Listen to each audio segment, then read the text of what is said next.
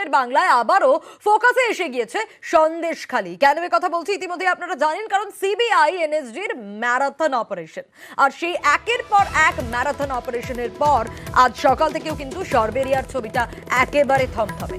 শাহজাহান ঘনিষ্ঠের বাড়িতে অস্ত্র ভান্ডার, একেবারে মেঝে খুঁড়ে অস্ত্র উদ্ধার, আর শাহজাহান ঘনিষ্ঠের বাড়িতেই অস্ত্র ভান্ডারের খোঁজ। ভোটের বাংলায় ফোকাসে চলে এসেছে গতকাল থেকে আবারও সন্দেশখালি। অনুপম আমাদের প্রতিনিধি রয়েছেন ইতিমধ্যেই। অনুপম, সকাল থেকে একেবারে থমথমে, গতকাল থেকে প্রত্যেকটা আপডেট আমরা দর্শকদের দিচ্ছি। এই মুহূর্তের ছবিটা একটু জানতে চাইবো, ঠিক কি অবস্থা, কি পরিস্থিতি, এলাকার মানুষজন তারা কি বলছেন?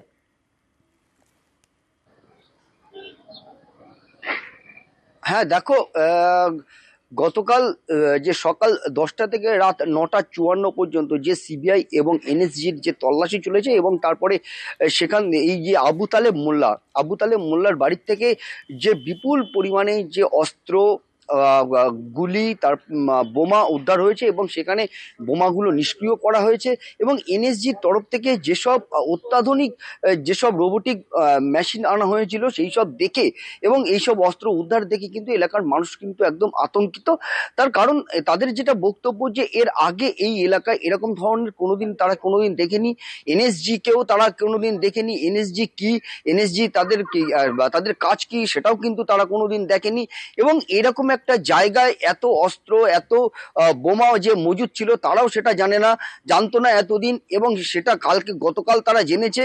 এবং গতকাল যে তারা বাড়ির আশেপাশে উৎসাহ থাকলেও কিন্তু তারা দেখার কোনো সুযোগ পায়নি, এবং যে কারণে আজকে সকাল থেকে কিন্তু তারা দূরের থেকে সেই বাড়ির দিকে অবাক দৃষ্টিতে কিন্তু দেখার চেষ্টা করেছে, তারা দেখছে। এবং এলাকার মানুষের মনে কিন্তু যথেষ্ট আতঙ্ক রয়েছে। তাদের যেটা দাবি যে এই যে পরিস্থিতি, এই যে এত অস্ত্র, এত বারুদ, এত বোমা উদ্ধার হয়েছে, এরপরে এই সন্দেশখালী এলাকায় শুধু এই যে আবু তালেবের বাড়ি না, এই ছাড়াও এর আরো সন্দেশখালী জুড়ে আরো প্রচুর জায়গায় খুঁজলে আরো অনেক কিছু বেরোবে, এলাকার মানুষের যেটা দাবি। এবং এলাকার মানুষের যেটা আরো দাবি যে সন্দেশখালীর এই যে আবু তালেবের যেখানে বাড়ি, সেই বাড়ির সামনের রাস্তা দিয়ে রাত বেরাত বাচ্চা থেকে বয়স্ক সবারই যেতে হয়, যখন তখন দুর্ঘটনা ঘটতে পারে, সেই জন্য কিন্তু তারা যথেষ্ট আতঙ্কে রয়েছে। এবং তাদের যেটা দাবি যে এলাকার মানুষ যাতে এই প্রশাসনের তরফ থেকে যাতে এর এক সঠিক তদন্ত করা হয়, এবং আরো যেসব জায়গায় এইসব অস্ত্র মজুদ রয়েছে সেই সব অস্ত্র উদ্ধার করা হয়, সেই দাবিও কিন্তু করছে এলাকার মানুষ। বেশ অনুপম, আমরা নজর রাখার চেষ্টা করেছি। ভোটের বাংলায় আবারও সন্দেশখালি ফোকাসে এসে গিয়েছে।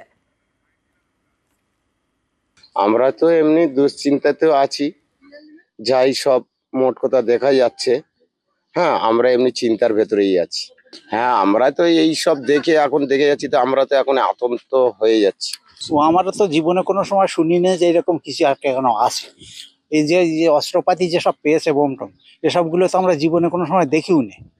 আর এই কোথার থেকে আসলে তা কি করে বলবো, মানে আমরা চিন্তা করে পাচ্ছি না যে এই সময় জিনিসগুলো আসলো কোত্থেকে।